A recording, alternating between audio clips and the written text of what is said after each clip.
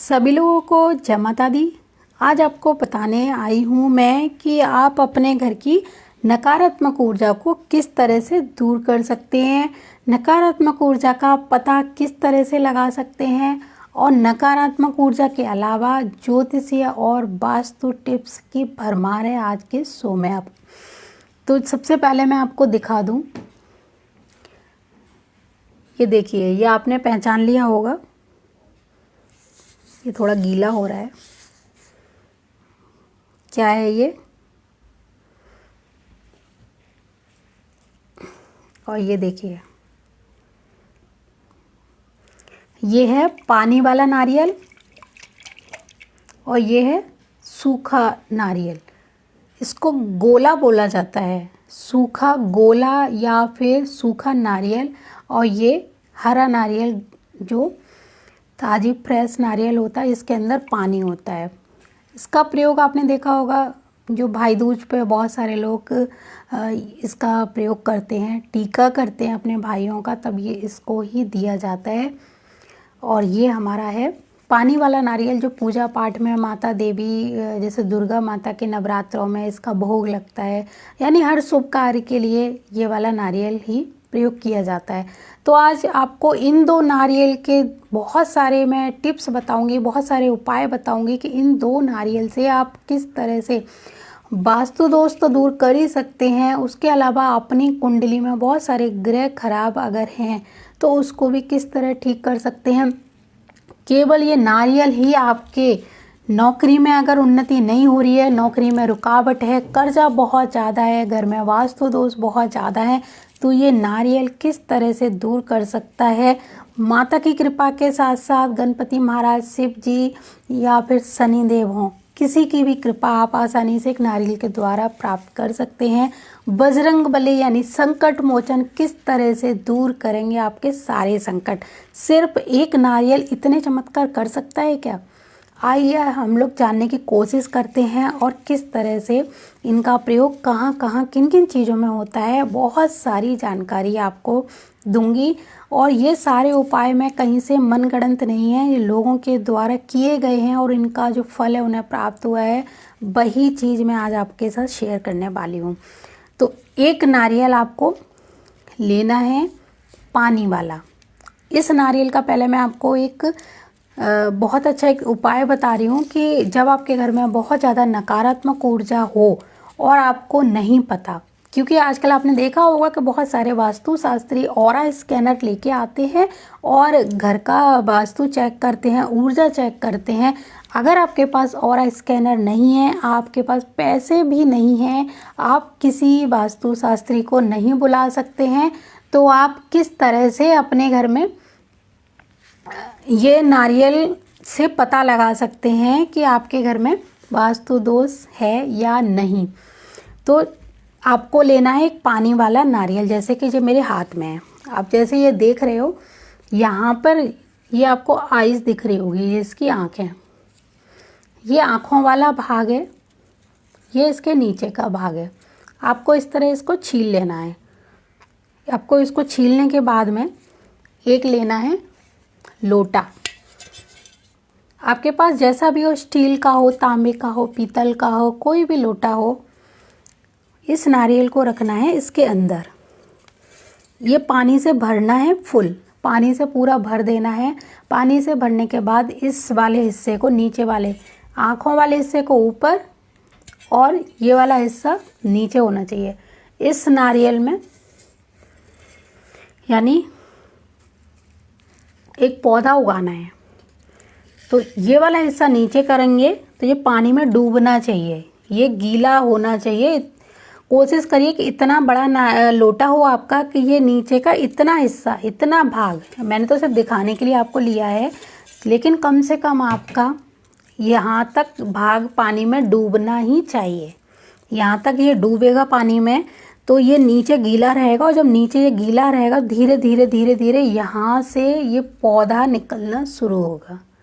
इतना आप छील लेना और इसको इस तरह से उस लोटे में रखना है कि ये इतना अंदर जा सके। और इसको अपने घर के किसी भी दिशा में रख सकते हो, क्योंकि अभी हम इसको एक दैवीय प्रोसेस नहीं कर रहे हैं, सिर्फ एक ऊर्जा चेक करने के लिए इसको पानी में डाल के दिखा रही हूँ मैंने इसी तरह का एक वीडियो माता का बनाया हुआ है, या नवरात्रों में हम किस तरह से अपनी सारी मन्नतें पूरी करने के लिए नारियल का पौधा उगा सकते हैं। तो वो वीडियो नहीं देखा है तो वो देख लीजिए। ये सिर्फ नकारात्मक ऊर्जा दूर करने के लिए हम इस प्रोसेस को करेंगे। तो इस उपाय को हम किसी भी दिन कर सकते हैं, किसी भी समय कर सकते हैं। ये कोई मुहूर्त नहीं कर सकते इसके लिए निकलता, क्योंकि ये सिर्फ एक नकारात्मक ऊर्जा चेक करने के लिए कर रहे हैं, तो कभी भी किया जा सकता है। तो जैसे मैंने आपको दिखाया, सिर्फ इसको ऐसे पानी में डुबो के किसी भी दिशा में रख देना है और आप इसको रखे रहने देना है। आपको कम से कम 15 दिन तक आप इसको रखिए, 15 दिन या 20 दिन तक। लोटा ऐसा लीजिए जिसकी आपको बार बार नीड ना पड़े। पानी चेक करते रहिए, पानी खाली नहीं होना चाहिए। और जो पानी है वो बदलना भी है आपको, रोज़ बदलिए, 2 दिन बाद या 4 दिन बाद, जैसा भी आपके यहाँ मौसम है। जैसे गर्मी का मौसम है तो कोशिश करिए कि ये पानी सूखना नहीं चाहिए, ये कम नहीं होना चाहिए, नारियल गीला ही रहना चाहिए। तो दिन में 2 बार 1 बार जैसे चाहो चेक कर लें, पानी डालते रहना है। और पुराना पानी फेंक देना है आपको, पेड़ पौधों में डाल दो, कहीं भी डाल दो। और ये पानी इसका बिल्कुल सूखना नहीं है, बस इस बात का ध्यान रखें। और इसको आप अपने घर के किसी भी दिशा में लगा दीजिए। अगर आपके घर में बहुत ज़्यादा पॉजिटिव एनर्जी होगी, यकीन मानिए आपके 10-11 दिन के अंदर अंदर यहाँ से पौधा निकलना शुरू हो जाएगा। लेकिन आपके यहाँ पर आधी नेगेटिव एनर्जी हुई, मतलब मेरा कहने का है कि बहुत पॉजिटिव होती है तो जल्दी निकलता है, 10 दिन में आराम से निकल आता है।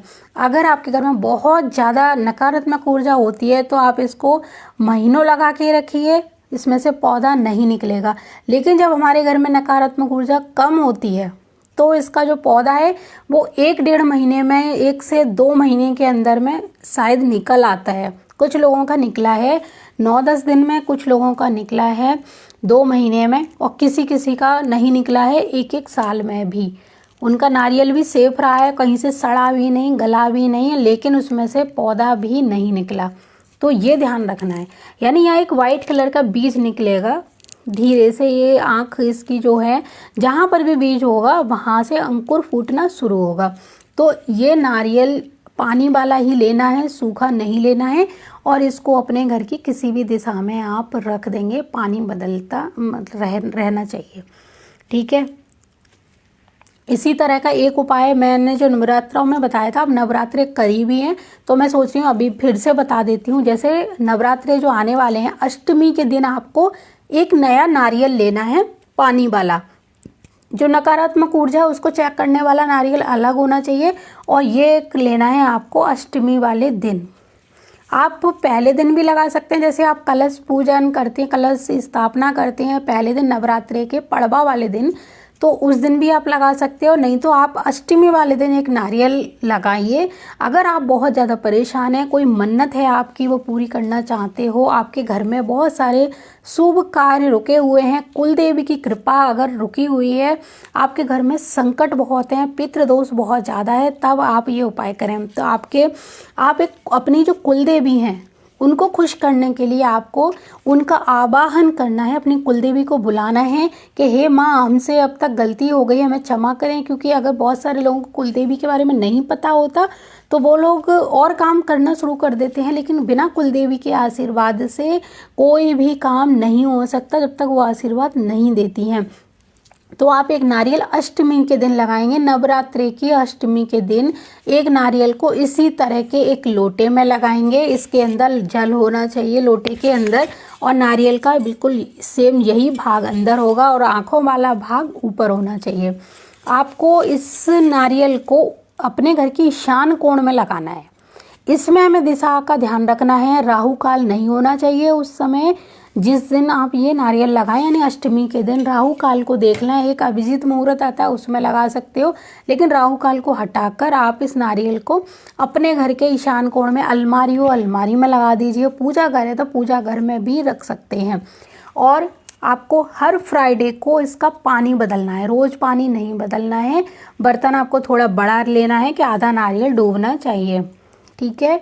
उसके बाद आपको हर फ्राइडे को, नई मजबूरी है किसी कारण तो गुरुवार को बदल सकते हैं, या बीच में आपको लग रहा है कि पानी बदलना है, पानी थोड़ा ख़राब हो रहा है तो बदल सकते हो, लेकिन कोशिश यही होनी चाहिए कि हर शुक्रवार को ही पानी बदलना है। गुरुवार को आपको देख लेना है कि पानी है या नहीं है। तो फ्राइडे को आप पानी, अगर आपको लग रहा है कि एकदम सूख गया तो आप बीच में पानी दे सकते हो। कई लोगों का गर्मी के कारण जो नारियल है वो पानी बहुत ज़्यादा पी जाता है, यानी घर में अगर नकारात्मक ऊर्जा बहुत ज़्यादा होती है तो पानी भी जल्दी जल्दी सूख जाता है इस नारियल का। तो पानी आप बीच में 2 बार 3 बार दे सकते हो इसमें और डाल सकते हो, लेकिन जो पुराना पानी है वो शुक्रवार को ही फेंकें। शुक्रवार को लोटा लें, उसका पानी फेंक दें, अच्छे से साफ़ करें, फिर दोबारा भर के रखें। आप इसको सिर्फ नारियल ना माने, जब आप इस नारियल को इस लोटे पर स्थापित करें तो अपनी कुल देवी से प्रार्थना करें कि हे कुल देवी माँ, मैं आपको इसमें साक्षात देख रहा हूँ या देख रही हूँ, यानी कुल देवी मानकर इस नारियल को आपको लगाना है।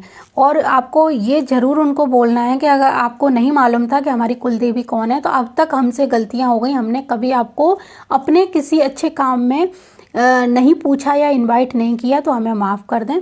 और फिर आप यहाँ टीका करेंगे। यहाँ पे आप जैसे ये देख लीजिए अच्छे से नारियल, आँखों वाला जो भाग है, यहाँ स्वास्तिक बना सकते हैं, टीका कर सकते हैं, आप रोली चावल चढ़ा सकते हैं। ठीक है, इतना करने के बाद माँ कुल देवी से प्रार्थना करें और अपने समस्त परिवार की तरफ से क्षमा याचना करने का इस नारियल को स्थापित कर दें। बाकी आपको कुछ भी नहीं करना है। आपके घर में जब अगर ये पौधा निकल आया, फिर इसमें से पौधा निकलेगा, जो निकल आया तो आप यकीन मानिए सुख समृद्धि और शांति आपके घर में बहुत ज़्यादा तेज़ी से बढ़ने लगेगी। आपके सारे वास्तु दोष दूर होने लगेंगे। जब इसमें से पौधा निकले तो उसकी केयर की बहुत ज़रूरत है, उसको संभाल के रखिए। धीरे धीरे अगर वो ग्रीन होना शुरू हो जाए, बढ़ना शुरू हो जाए, क्योंकि पौधा जैसे ही निकलता है लोग बड़ा एक्साइटेड हो जाते हैं और कुछ दिन बाद क्या होता है वो पौधा मर जाता है, या चूहे खा जाते हैं, या फिर कॉकरोच उसको ख़त्म कर देते हैं, या किसी बच्चे की गलती के कारण वो उसको ख़राब कर देते हैं, या ये खुद ही कुछ दिन बाद अपने आप मर जाता है। तो तब इसकी केयर की बहुत ज़रूरत होती है। केयर का मतलब है पानी का प्रोसेस वही रहेगा, सिर्फ इसकी देखभाल की ज़रूरत है, किसी को हाथ ना लगाने दें। तो ये नारियल जब पौधा निकलने लगे इस नारियल में से, तो इसकी सेफ्टी बहुत बढ़ा दीजिए। और जब ये पूरे इसकी पत्तियाँ ग्रीन होना शुरू हो जाएँ इस नारियल की, तो फिर इसको बचाने के लिए आपको कोई ज़्यादा कोशिश करने की ज़रूरत नहीं है, जब अपने आप फिर बच जाएगा। लेकिन जब तक इसका वाइट वाला जो भाग है उसको बचाना बहुत ही मुश्किल होता है। बहुत ही कम लोगों के यहाँ पे नारियल का इस विधि से पौधा उग पाता है। बहुत ही कम होते हैं लोग, बहुत किस्मत वाले होते हैं जिनके घर में इस तरह का पौधा उगता है इस प्रोसेस के द्वारा। ठीक है, इसको कुछ जीवन में फिर कभी कुछ करना नहीं है। पौधा निकल आए, काफ़ी बड़ा होने लगे तो गमले में शिफ्ट कर दें, घर में लगाएं, आंगन में लगाएं, गमले में लगा के घर के अंदर भी रख सकते हैं। इसको कभी घर से दूर नहीं करना है, क्योंकि ये कुलदेवी का आशीर्वाद है और इस पौधे के ही थ्रू आपको लगना चाहिए कि एक माँ साक्षात यानी कुलदेवी आपके घर में विराजमान हो गई हैं। तो इस पौधे को आपको कहीं रखना नहीं है, दोबारा किसी को देना नहीं है। अब बात कर लेते हैं हम सूखे वाले गोले की। जो सूखा गोला होता है इसका क्या उपाय कर सकते हैं? नौकरी में, कैरियर में दिक्कत आ रही हो, आपके ऊपर कर्जा बहुत हो गया हो, शनि की कुदृष्टि आपको परेशान कर रही हो, बहुत सारी परेशानियां जिसका मैं नाम नहीं ले सकती, यानी परेशानी मतलब परेशानी A to Z। सिर्फ ये 2 उपाय आपको समस्त परेशानियों से छुटकारा दिलाएंगे। आपकी प्रॉपर्टी नहीं बिक रही है, आपको नौकरी में बहुत दिक्कत हो रही है, प्रमोशन भी नहीं हो रहा, आपको वहाँ लोग परेशान कर रहे हैं, या आप प्रॉपर्टी लेना चाहते हैं, घर आपने लिया है लेकिन वो बिक नहीं रहा है, आपको घर खरीदना भी है, बेचना भी है, दुकान मकान कुछ भी, कोई भी प्लॉट हो, तो आप इस चीज़ का हमेशा ध्यान रखें कि आपको एक लेना है सूखा गोला। अगर आप इस तरह के संकटों को फेस कर रहे हैं तो सूखा गोला लेना है इस तरह का। अब इस गोले का क्या करना है आपको, इस गोले का एक ऊपर से इसका मुंह जैसे होता है ना, ये वाला, इसको कट करना है, थोड़ा सा यहाँ से कट करना है, बिल्कुल थोड़ा सा यहाँ से, जैसे एक रुपये का सिक्का होता है उससे थोड़ा सा ज़्यादा कट करना है। और इसके अंदर भरना है आपको थोड़े से बादाम, मेवा डालनी है, मतलब कहने का ये है कि बादाम भरना है, काजू है, चिरौंजी है, आपके पास जो मेवा हो। अगर मेवा नहीं है तो कोई बात नहीं, भुना हुआ आटा, आटे को थोड़ा भूनिए, उसमें शक्कर मिलाइए, थोड़ा घी मिलाइए और इस कटे हुए भाग के अंदर, इस नारियल के अंदर भरना है। और जो ऊपर वाला जो भाग था जो हमने काटा था वो इसके ऊपर ही रख देना है या इसके अंदर छोटे छोटे पीस करके डाल देने हैं। अब इस गोले का क्या करना है, इसको काटने के बाद देखो जैसे हमने इतना भाग इसका कट किया, अब इसके अंदर हमें डालना है जो मैंने अभी आपको बताया, या तो सूखा आटा डालिए, चाहे आप बादाम डालिए, या फिर इसमें काजू पिस्ता किशमिश जो भी मेवा हो वो डाल दीजिए। और नहीं हो तो भून के आटा, उसमें चीनी और थोड़ा सा घी मिलाकर इसके अंदर भर दीजिए और इसको ले जाकर आपको चींटियों के बिल के आगे, जहाँ पर भी चींटी रहती हैं उनके बिल के आगे रख देना है। अब जैसे जैसे चींटियाँ इसे खाकर ख़त्म करेंगी वैसे वैसे आपके जीवन की मुसीबतें भी दूर होना शुरू हो जाएंगी। ये घर के गमलों में निकली हुई चींटियों के लिए उपाय नहीं है। जब बाहर जो बड़े बड़े पेड़ होते हैं, जैसे पीपल का पेड़ हो गया, उसके नीचे बहुत सारी चींटियाँ आसानी से मिल जाती हैं, वहाँ पर इस नारियल को दबाकर, थोड़ा सा मिट्टी में दबा सकते हैं, जैसे थोड़ी सी मिट्टी हटाकर इस नारियल को वहाँ पर रख दीजिए। ऐसे करके आप रख दोगे और इसको थोड़ा ऐसे रखिए, चींटियाँ इसके ऊपर से चढ़ के इसके अंदर जाके आराम से धीरे धीरे धीरे धीरे इसको खाना शुरू कर देंगी। थोड़ा सा मिट्टी के अंदर दबाइए, पूरा नहीं, ये भाग ऊपर रहना चाहिए। अब जैसे जैसे चींटियाँ महीने में, 2 महीने में, 3 महीने में इसको ख़त्म करेंगी। और ये उपाय आप कोशिश करिए, अगर आप बहुत बड़े किसी कोर्ट केस में फंस गए हैं और मुकदमा झूठा है, आपके ऊपर किसी ने लगाया हुआ है और आपको पता है कि मुझे झूठा फंसाया जा रहा है, तब आप ये 7 शनिवार ये उपाय करके देखिए, आपको बहुत लाभ मिलेगा। ये उपाय जब किए जाते हैं तो सिर्फ ऐसा नहीं है कि मैं इस संकट में हूँ, इसमें हूँ, आपको एक संकल्प लेना होता है, एक प्रोसेस होता है। यानी आप बहुत परेशान हैं जैसे कोर्ट केस में, तब आप इस गोले को हाथ में पकड़कर और ये प्रोसेस करके अपना ध्यान करना है उस संकट का, जिस संकट में आप हो, कि मैं ये उस संकट से निकलने के लिए उपाय कर रहा हूँ, तो मेरी हेल्प करें, मदद करें, मतलब अपने भगवान को, इष्ट देव को याद करें। और ये बस, क्योंकि ये नहीं कि आप एक ही गोले से 50 मन्नतें मांगना शुरू कर दें, ऐसा नहीं करना है आपको। आप कोर्ट केस में हैं तो उसके लिए करें, नौकरी में दिक्कत आ रही तो आप नौकरी की बोलकर करें, आपको किसी अन्य चीज़ में, प्रमोशन में, घर बिकने में आपको दिक्कत है, घर खरीदने में आपको दिक्कत है, तब ये उपाय करें। एक उपाय के लिए एक प्रोसेस ही करना है, हर शनिवार को करना है ये उपाय आपको। आप एक ही जगह पे नारियल ले जाके इस तरह के गोले नहीं डाल सकते हो, आप अलग अलग जगहों पर भी चींटियाँ रहती है, वहाँ पर भी ये उपाय करने हैं। कम से कम 7 शनिवार आप करके देखिए। आप हर शनिवार नहीं कर सकते तो महीने में 1 बार तो ज़रूर करें। आपको इससे, मतलब जैसे आप जितना ज़्यादा इस उपाय को करेंगे उतना ज़्यादा लाभ होगा। और ये उपाय आप एक जगह ही ना करके जगह जगह पे करेंगे, यानी 7 अलग अलग जगहों पर ये उपाय करते हैं तो बहुत ज़्यादा आपको लाभ मिलता है। दूसरा, ऐसा नहीं है कि आपके घर में अगर 4 लोग अपनी नौकरी से परेशान है, प्रॉपर्टी से परेशान है या किसी चीज़ से, तो एक ही गोले पे चारों लोग उपाय नहीं करेंगे, सबको अपना अलग अलग ही उपाय करना पड़ेगा। और ये एक चीज़ का ध्यान रखें कि जब भी हम कोई उपाय करते हैं या करने जा रहे होते हैं तो किसी को ना तो बताना चाहिए कि मैं इस चीज़ के लिए कर रहा हूँ, ना ही जब हम उपाय करके जब तक घर पे लौट ना आए तब तक किसी से ना तो मिलना है ना ही बोलना है। यानी जब ये गोला आप अपने घर से लेके जा रहे हो तो चुपचाप शांत होकर जाएं, बिल्कुल शांत। रास्ते में कोई आपसे मिल जाए तो हाथ जोड़ के उसको प्रणाम कर लें, नमस्ते कर लें और अपना कोई मंत्र ऐसे बोलते जाएं तो वो खुद समझ जाएगा। नहीं तो आदमी समझेगा आपने उसको कुछ बोला और आपने जवाब नहीं दिया तो उनको लगेगा कि इनको बड़ा घमंड आ गया है। तो ऐसा ना हो, आप कोशिश करें कि आप जैसे ये लेके जा रहे हैं और आप कोई मंत्र बुदबुदाते हुए जाएंगे, कोई सामने मिल गया तो उनसे ऐसे प्रणाम कर लो इशारों में और फिर अपना ये काम करके वापस घर आ जाइए। इस बीच में ना घर के किसी सदस्य से बोलना है, ना ही रास्ते में किसी से बोलना है और इस उपाय के बारे में किसी को नहीं तब तक बताना है जब तक कि वो आपका काम ना हो जाए। बताना ही क्यों है, बिल्कुल भी नहीं बताना है। कुछ उपाय ऐसे होते हैं जिनको बताना नहीं होता, इनको श्रद्धा भाव से सिर्फ करना होता है। जो उपाय गा गा के पूरे घर को बताए जाते हैं, या जैसे पहले दिन आपने कर लिया, आपको थोड़ा सा कुछ फायदा हो गया और आपने यही उपाय दूसरे इंसान को बता दिया, तो ये उपाय काम नहीं करेगा। क्योंकि हम जिसके मुंह से सुनकर आते हैं और वो बिल्कुल शांत भाव से ये उपाय करते हैं, तब ये उपाय काम करता है। आप बार बार किसी के बारे में बोलोगे तो वो उपाय की जो ऊर्जा है वो नष्ट होना शुरू हो जाती है, फिर ये उपाय काम नहीं करेगा। तो एक गोला और एक पानी वाला नारियल बहुत सारे आपके घर के वास्तु दोष तो दूर करते ही हैं, और आपकी जीवन में जो चल रही हैं परेशानियाँ उनको भी दूर करते हैं। एक चीज़ और मैं बताना चाहूँगी कि जब भी भाई दूज या कोई बहन भाई का त्योहार होता हो, जब भी बहन भाई का कोई त्योहार आता है, तो इस तरह के सूखे गोले अपने भाई को ना दिया करें। आप जब भी अपने भाई को भाई दूज पर गोले दें तो सूखे की जगह, जैसे आपको देना है सूखा तो दे दीजिए, लेकिन सूखे के साथ साथ आप एक पानी वाला नारियल जरूर अपने भाई के हाथ में रखें। और ये वाला नारियल क्या होता है कि ये वाला नारियल भाई अपनी बहन को ही वापस कर देता है, क्योंकि भाई का हाथ कभी भी, क्योंकि सूखा नहीं होना चाहिए, सूखे का मतलब खाली।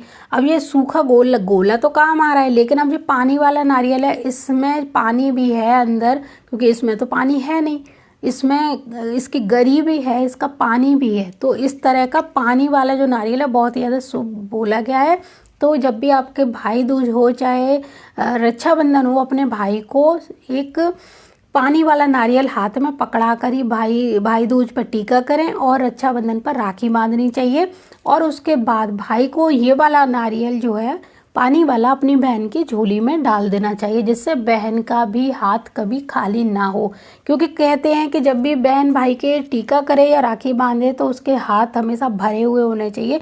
इसीलिए कोशिश यही हो कि ये वाला गोला भाई अब पहले से मंगा के रखे, नहीं अगर भाइयों को नहीं ये सब चीज़ें पसंद है तो बहन अपने घर से भी लेके आ सकती है। तो सूखा गोला आपको देना है तो इसके साथ दे दीजिए, लेकिन पानी वाला नारियल ही बताया गया है। शास्त्रों में पानी वाले नारियल का ही जिक्र है, सूखे गोले का जिक्र केवल हवन सामग्री आदि में किया गया है, लेकिन इसका भाई दूज से कोई संबंध नहीं है। लोग यहाँ पे तिलक कर देते हैं और बाद में इसको फोड़ा जाता है, क्योंकि जब आपने इसको मस्तक बना लिया अपने भाई का और फिर इसको हम फोड़ते हैं तो ये एक अपशगुन माना जाता है, इसलिए ये काम ना करें। तो आपको नौकरी से लेकर हर चीज़ में दिक्कत आ रही है, शादी विवाह हो, चाहे शनि की साढ़े साती हो, शनि की ढैया हो, कोई भी A to Z चीज़ हो, तब सूखे गोले को आप चींटियों को डालना शुरू करें। जैसे मैं बता रही हूँ, अगर आप पूरा गोला नहीं डाल सकते, आपके पास ज़्यादा पैसा नहीं, तो इसको थोड़ा सा घिस लें और इसमें थोड़ा सा भुना हुआ आटा, शक्कर और घी मिलाकर चींटियों के बिल के पास किसी कागज़ पे या फिर किसी दोने वगैरह में रख के आ जाएं, चींटियों के बिल के आसपास। ऐसा नहीं कि इतना सा, आप थोड़ा भर के, ऐसा नहीं हवा चले तो वो कागज़ ही उड़ जाए, सारा फैल जाए आटा। तो किसी दोने में रख के आना, चींटियों के बिल के ऊपर डायरेक्ट आटा ऐसे मत डाला करो, वो खा नहीं पाती हैं। जो चीनी के कण होते हैं वो तो खा लेंगी, या फिर आप छोटे छोटे लड्डू से बना दो वो खा लेंगी, लेकिन आप आटा डाल दोगे तो वो कैसे खा पाएंगी। तो इस नारियल को घिस के इस नारियल को भी डाल सकते हो, इसमें चीनी मिला के थोड़ा आटा मिला के भी डाल सकते हो, नहीं तो आप बादाम अगर आपके पास हैं तो आप बादाम के छोटे छोटे पीस करके वो भी डाल सकते हो। जैसी आपकी सामर्थ्य हो वैसे ये उपाय आप कर सकते हो। बहुत ही अच्छे रामबाण उपाय हैं, घर की नकारात्मक ऊर्जा दूर होगी, आपके किस्मत के रास्ते खुलेंगे। नौकरी में बहुत ही ज़्यादा दिक्कत आती है, तब ये नारियल वाला उपाय 100% काम करता है। सालों से आजमाया हुआ है, लोग कर रहे हैं, लेकिन सिर्फ इसलिए मत करिए कि आप बेरोजगार हो और आजमाने के लिए आपने 2-4 दिन किया, आपको कहीं से कोई ऑफर नहीं आया या आपको ऐसा लगा कि नहीं हो सकता कुछ भी और आपने छोड़ दिया, क्योंकि ये आपने सिर्फ एक आजमाने के लिए किया है। उस पर विश्वास करना है और श्रद्धा भाव से भी करना है। दूसरी बात का, हमेशा हर चीज़ के दो पहलू होते हैं, तो दूसरी बात जो मैं बता रही हूँ उसका भी ध्यान रखना है। साथ ही साथ अगर आपके घर में कुल देवी रूठी हुई हैं या कुल देवता रूठे हुए हैं तो कोई भी उपाय जीवन में कर लीजिए, वो काम ही नहीं करेगा। अपने कुल देवी कुल देवता को पहले मनाइए, उसके बाद आप सिर्फ अगर मंदिर में जल भी चढ़ाने जाएंगे तो आपके सारे काम बनना शुरू हो जाएंगे। अगर आप अपनी कुल देवी को जानते हैं तो आप उन कुल देवी को मनाने की कोशिश करिए, कुल देवी के मंदिर दर्शन करने के लिए जाइए, और या फिर अपने घर में कोई भी काम करते हैं उस कार्य में कुल देवी को सबसे पहले यानी सबसे आगे रखिए, तो आपके सारे काम बनना शुरू हो जाएंगे। शादी विवाह है तो पहला निमंत्रण आप कुल देवी को देंगे, उसके बाद भगवान के मंदिर में जाएंगे। आपको कहीं भी जाना है, किसी भी डील के लिए जाना है, चाहे अपने ऑफिस के लिए क्यों ना जाना पड़े, आप पहले हे कुल देवी माँ आइए मेरे साथ चलिए, इतना बोल के भी आप कहोगे अब ऑफिस जाने के लिए, तब भी कुल देवी खुश हो जाएंगी। आप शॉपिंग के लिए जा रहे हैं तो आइए प्रभु, आइए माँ कुल देवी या कुल देवता जो भी है आपके, अगर आपको पता है तो उनको बोलिए कि आइए प्रभु आज आपके लिए वस्त्र खरीदते हैं। खाना खा रहे हो तो माँ कुल देवी को, मतलब आप सब चीज़ में उनको बस याद करना भी शुरू कर देंगे तो वो इसी से खुश हो जाएंगी और आपको कभी भी किसी संकट का सामना नहीं करना पड़ेगा। आप देखोगे कि आपके जो काम नहीं बन रहे थे वो बनना शुरू हो जाएंगे। एक चीज़ का ध्यान रखें, कुल देवी अगर पता है तो ठीक है, लेकिन नहीं आपको पता है तब भी आप, क्योंकि कुल देवी कुल देवता कहीं जाते नहीं हैं, वो यहीं पे होते हैं, तब भी आप उनको याद करना भी आप शुरू कर दीजिए पूरी फैमिली। अगर आपको नहीं पता है कि आपके कुल देवी कुल देवता कौन है तो सिर्फ उनको याद करिए पूरे श्रद्धा भाव से। आप जब उनको याद करना शुरू कर देंगे और उनसे क्षमा याचना भी शुरू कर देंगे और उनको रोज़ इनवाइट करेंगे अपने हर काम में, भोग उनके सामने, जैसे अपनी मानसिक पूजा का बहुत ज़्यादा महत्व बताया गया है अपने शास्त्रों में। आप देवी भागवत पढ़ेंगे या किसी भी पुराण को पढ़ लीजिए, उसमें मानसिक पूजा का बहुत बड़ा महत्व बताया गया है। मानसिक पूजा क्या होती है, आंख बंद करके हम मानसिक तौर से, यानी हमारे पास सामग्री नहीं है, उसका अभाव है, कोई चीज़ नहीं है, यानी हम कुल देवी को नहीं जानते कौन है, वो देवी हैं कि देवता हैं या कौन है, उनका भोग क्या है, उनके वस्त्र क्या है, उनका रूप क्या है, हम कुछ नहीं जानते। फिर भी अगर आप कोई भी खाने की सामग्री ऐसे ही आप अंदाजे से घर में रख दोगे, मंदिर में रख के, और उनका आवाहन करोगे, सिर्फ आंखें बंद करके आप ऐसे ही ध्यान करें, एक देवी का या देवता का आप ध्यान करिए कि हे कुल देवी, हे कुल देवता, मैं आपको नहीं जानता हूँ, मेरे पूर्वजों ने आपकी कभी पूजा की होगी और उसके बाद हमें इस चीज़ का ज्ञान नहीं है, या मेरे पूर्वज आपको भूल गए और उसके बाद हमारी जो पीढ़ियाँ आई हमें कभी उनके बारे में नहीं बताया गया, तो हमें क्षमा करें, हमें माफ़ करें।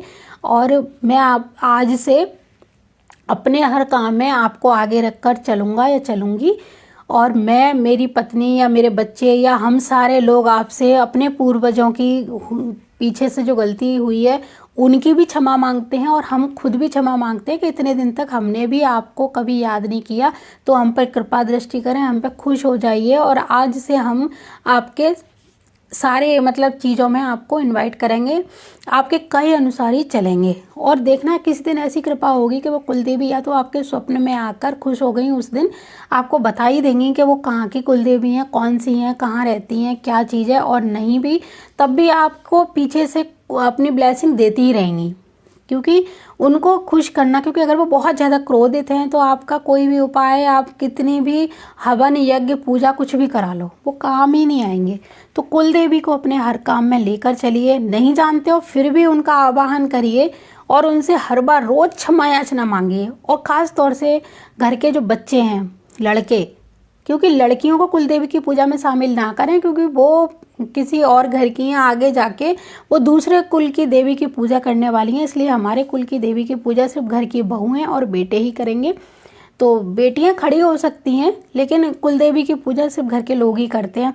तो अपने बच्चों से, जो घर में छोटे छोटे बच्चे हैं उनसे, क्योंकि माता जब रूठती है तो छोटे बच्चे ही उनको मना पाते हैं, तो आप वही कोशिश करें, आप लोग रोज़ उनको अपने सारे काम में इनवाइट करें, उनके प्रार्थना करें, क्षमा याचना करें, तो वो बहुत जल्दी खुश हो जाएंगी और फिर धीरे धीरे आपके जो काम है वो भी बनना शुरू हो जाएंगे। तो कुल देवी के महत्व को समझिए और उनको हर काम में आगे रखिए। तो मैं चलती हूँ, फिर मिलती हूँ किसी नई जानकारी के साथ। तब तक के लिए जय माता दी, जय गुरुदेव और जय श्री राम।